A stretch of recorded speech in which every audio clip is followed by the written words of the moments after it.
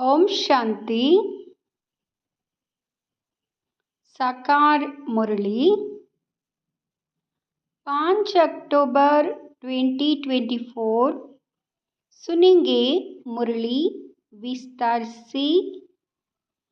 मीठे बच्चे, बाबा आया है तुम बच्चों से दुखधाम का संन्यास कराने। यही है बेहद का संन्यास। प्रश्न: उन सन्यासियों के संन्यास में और तुम्हारे संन्यास में मुख्य अंतर क्या है? उत्तर: वे सन्यासी घर बार छोड़कर जंगल में जाते, लेकिन तुम घर बार छोड़कर जंगल में नहीं जाते हो। घर में रहते हुए सारी दुनिया को कांटों का जंगल समझते हो। तुम बुद्धि से सारी दुनिया का संन्यास करते हो। ओम शांति। रूहानी बाप बैठ रूहानी बच्चों को रोज रोज समझाते हैं, क्योंकि आधा कल्प के बेसमझ है तो रोज रोज समझाना पड़ता है। पहले पहले तो मनुष्यों को शांति चाहिए। आत्माएं सब असुल रहने वाली भी शांति धाम की है। बाप तो है ही सदैव शांति का सागर। अभी तुम शांति का वर्षा प्राप्त कर रहे हो। कहते हैं ना, शांति देवा, अर्थात हमको इस सृष्टि से अपने घर शांतिधाम में ले जाओ अथवा शांति का वर्षा दो।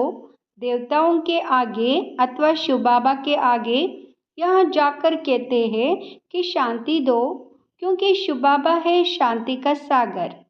अभी तुम शिव बाबा से शांति का वर्षा ले रहे हो।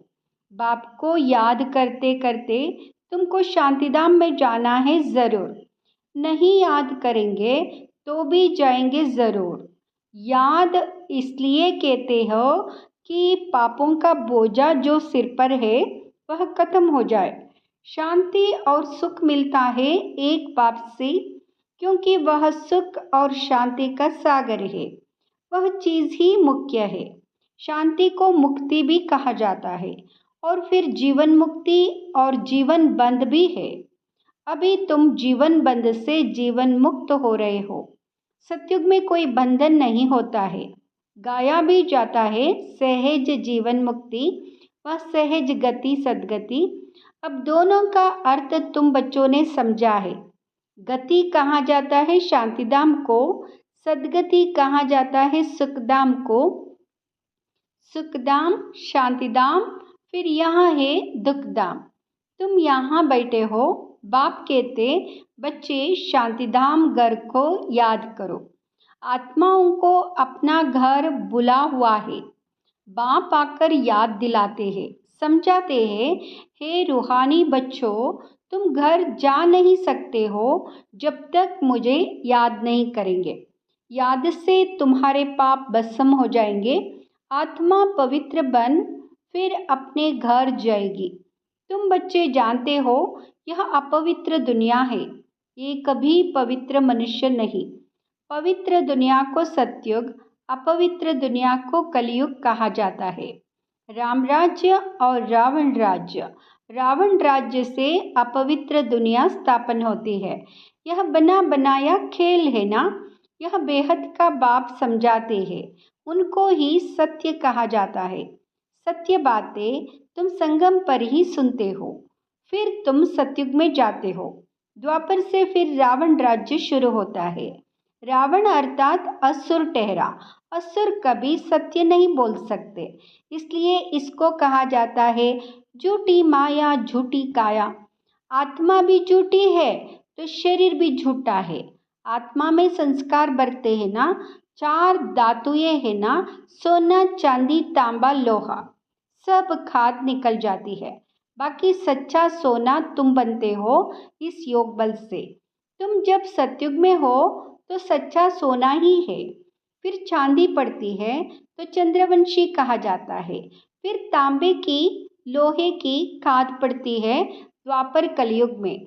फिर योग से तुम्हारे में जो चांदी तांबा लोहा की खाद पड़ी है वह निकल जाता है। पहले तो तुम सब आत्माएं शांतिधाम में हो, फिर पहले पहले आते हो सतयुग में, तो उसको कहा जाता है गोल्डन एज। तुम सच्चा सोना हो। योग बल से सारी खाद निकलकर बाकी सच्चा सोना बचता है। शांतिधाम को गोल्डन एज नहीं कहा जाता है। Golden age, silver age, copper age यहाँ कहा जाता है। शांतिधाम में तो शांति है। आत्मा जब शरीर लेती है तब गोल्डन एज कहा जाता है। फिर सृष्टि ही गोल्डन एज बन जाती है।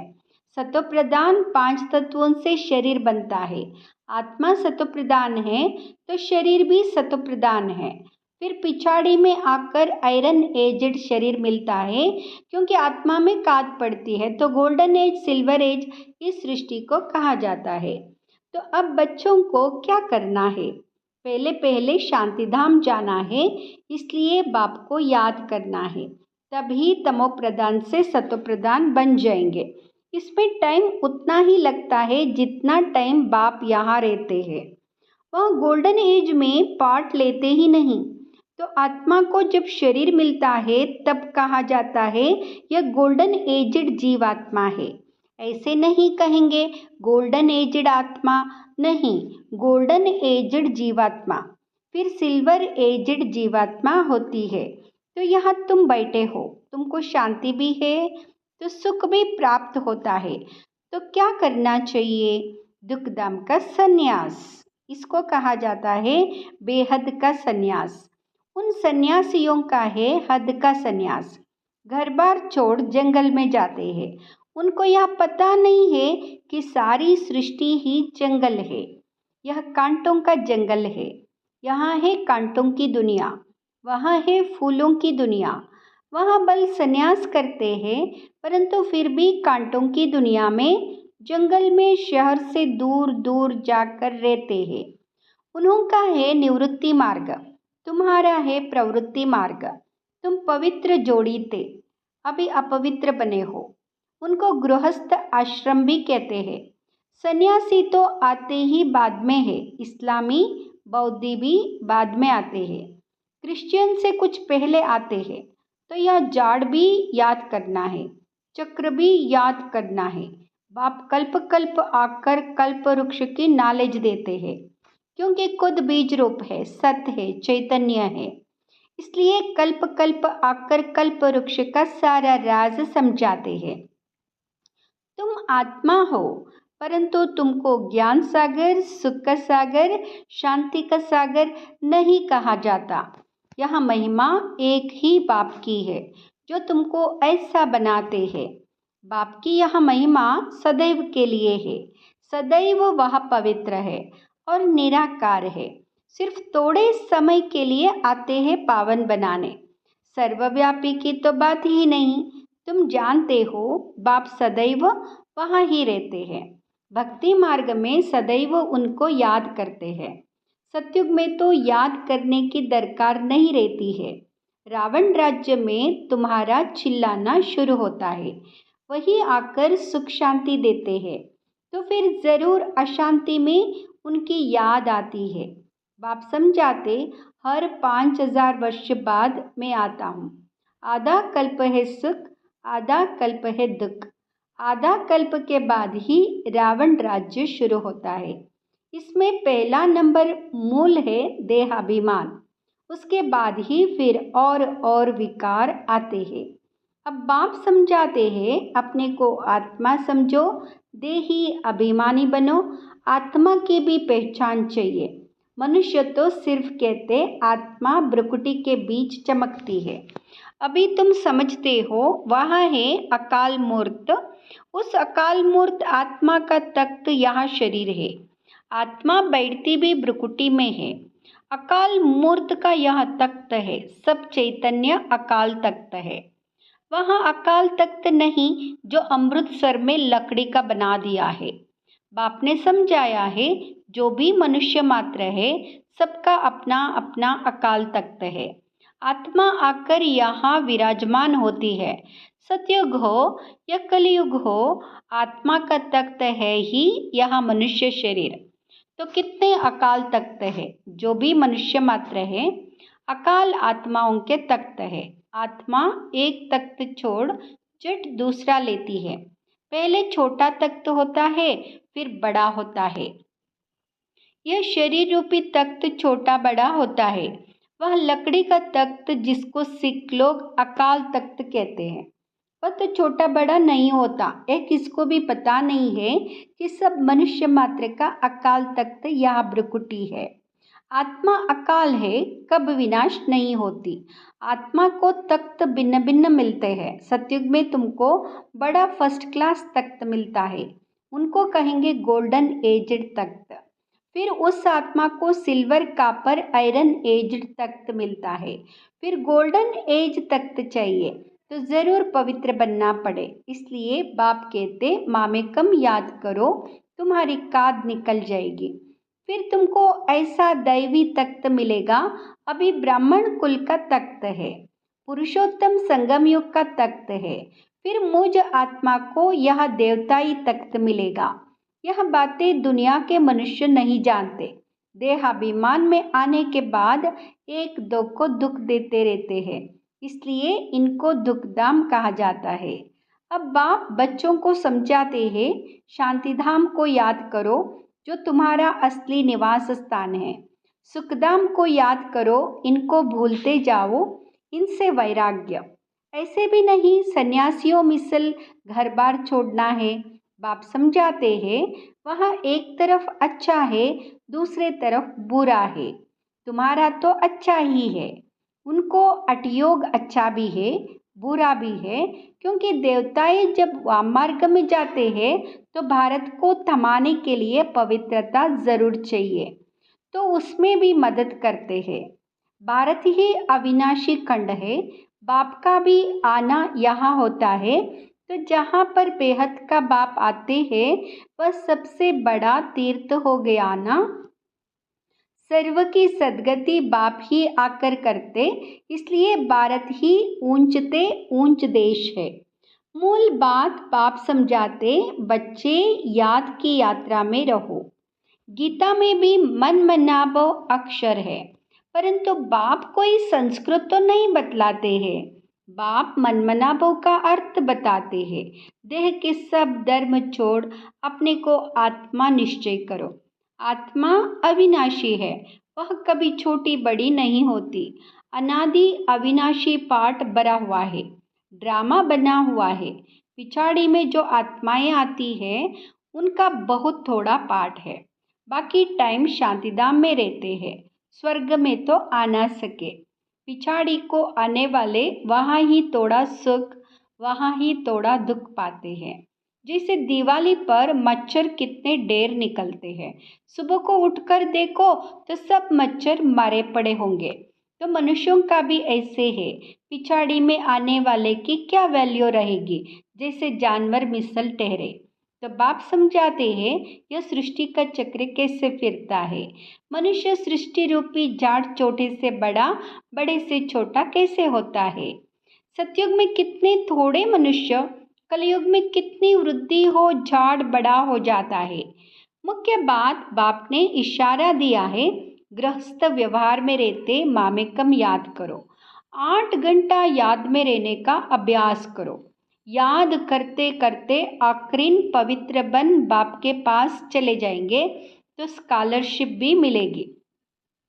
पाप अगर रह जाएंगे तो फिर जन्म लेना पड़े, सजाए खाते हैं, फिर पद भी कम हो पड़ता है। हिसाब किताब चुकत तो सबको करना है। जो भी मनुष्य मात्र है अभी तक भी जन्म लेते रहते हैं। इस समय देखेंगे भारतवासियों से क्रिश्चियन की संख्या ज़्यादा है, वह फिर सेंसिबल भी है। भारतवासी तो 100% सेंसिबल थे, सो अब फिर नॉन सेंसिबल बन गए हैं, क्योंकि यही 100% सुख पाते हैं, फिर 100% दुख भी यही पाते हैं। वह तो आते ही पीछे है। बाप ने समझाया है क्रिश्चियन डिनाइस्टी का श्री कृष्ण डिनाइस्टी से कनेक्शन है। क्रिश्चियन ने राज्य चीना, फिर क्रिश्चियन डिनाइस्टी से ही राज्य मिलना है। इस समय क्रिश्चियन का जोर है, उनको भारत से ही मदद मिलती है। अभी भारत भूख मरता है तो रिटर्न सर्विस हो रही है। यहाँ से बहुत धन और बहुत हीरे जवाहर आदि वहाँ ले गए हैं, बहुत धनवान बने हैं। तो अब फिर धन पहुंचाते रहते हैं। उनको मिलने का तो है नहीं, तो अब तुम बच्चों को तो कोई पहचानते नहीं है। अगर पहचानते तो आकर राय लेते। तुम हो ईश्वरीय संप्रदाय, फिर राय पर चलते हो। वही फिर ईश्वरीय संप्रदाय से दैवी संप्रदाय बनेंगे, फिर क्षत्रिय वैश्य शूद्र संप्रदाय बनेंगे। अभी हमसो ब्राह्मण हैं, फिर हमसो देवता, हमसो क्षत्रिय। हमसो का अर्थ देखो कितना अच्छा है। यह बाजोली का खेल है जिसको समझना बहुत सहज है, परंतु माया भुला देती है। फिर दैवी गुणों से आसुरी गुण में चले जाते हैं। अपवित्र बनना आसुरी गुण है ना। अच्छा, मीठे मीठे सिकिलदे बच्चों प्रति माता पिता बाप दादा का याद प्यार और गुड मॉर्निंग। रूहानी बाप के रूहानी बच्चों को नमस्ते। हम रूहानी बच्चों की रूहानी माता पिता बाप दादा को याद प्यार गुड मॉर्निंग नमस्ते शुक्रिया बाबा। धारणा के लिए मुख्य सार। फर्स्ट, स्कॉलरशिप लेने के लिए गृहस्थ व्यवहार में रहते कम से कम 8 घंटा बाप को याद करने का अभ्यास करना है। याद के अभ्यास से ही पाप कटेंगे और गोल्डन एज तक मिलेगा। दूसरा, इस दुखधाम से बेहद का वैराग्य कर अपने असली निवास स्थान शांतिधाम और सुखधाम को याद करना है। देहाभिमान में आकर किसी को दुख नहीं देना है। वरदान, कर्मों के हिसाब किताब को समझकर अपनी अचल स्थिति बनाने वाले सहज योगी भाव। कर्मों के हिसाब किताब को समझकर अपनी अचल स्थिति बनाने वाले सहज योगी भाव। चलते चलते अगर कोई कर्मों का हिसाब किताब सामने आता है तो उसमें मन को हिलाओ नहीं, स्थिति को नीचे ऊपर नहीं करो। चलो आया तो परख कर उसे दूर से ही खत्म कर दो। अभी योद्धे नहीं बनो। सर्वशक्तिवान बाप साथ है तो माया हिला नहीं सकती। सिर्फ निश्चय के फाउंडेशन को प्रैक्टिकल में लाओ और समय पर चूज करो तो सहयोगी बन जाएंगे। अब निरंतर योगी बनो, युद्ध करने वाले योद्धे नहीं। स्लोगन, डबल लाइट रहना है तो अपनी सर्व जिम्मेवारियों का बोझ बाप हवाले कर दो। ओम शांति।